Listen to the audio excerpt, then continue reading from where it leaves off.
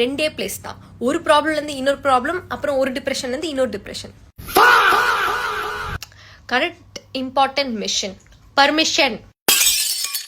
வரப்போற ஜென்ரேஷனுக்கு டிப்பா, வராதீங்க. டே தம்பி, என்கிட்டலாம் பேசினா மண்டை வச்சிரும்டா. எப்படி ரிலாக்ஸ் ஆகும்? உனக்கு ரிலாக்ஸ்லாம் ஆகாது. ஆக்சுவலி நான் ரொம்ப நாளாக ஒரு விஷயம் சொல்லிகிட்டே இருக்கணும்னு நினச்சேன். நான் ஒரு கேட்டட் கம்யூனிட்டி பர்சன், ஓகேவா? ஸோ என்ன மாதிரி கேட்டட் கம்யூனிட்டியில் இருக்கிறவங்களுக்கு ஒரு சூப்பர் விஷயம் என்னென்னா கடுகு டப்பா எலீட் அப்படின்னு சொல்லிட்டு ஒரு ஆப் வந்திருக்கு.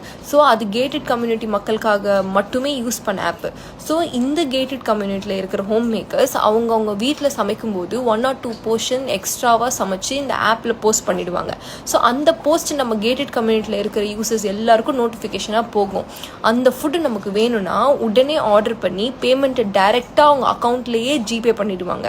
ஆர்டர் கன்ஃபர்மேஷன் மெசேஜ் செல்லருக்கு போனதும் அவங்க அக்கௌண்ட்டை செக் பண்ணிவிட்டு ஆர்டர் பேக்னு மெசேஜ் போட்டு எங்கே வந்து வாங்கிக்கணும்னு மெசேஜ் பண்ணிவிடுவாங்க. ஸோ நெக்ஸ்ட்டு நீங்கள் உடனே போய் கலெக்ட் பண்ணிக்கலாம். ஆர்டர் சோல்னு நோட்டிஃபிகேஷன் வந்ததும் நீங்கள் சாப்பிட்டு அவங்க ஃபுட்டுக்கு ஒரு ரேட்டிங் போட்டுடலாம்.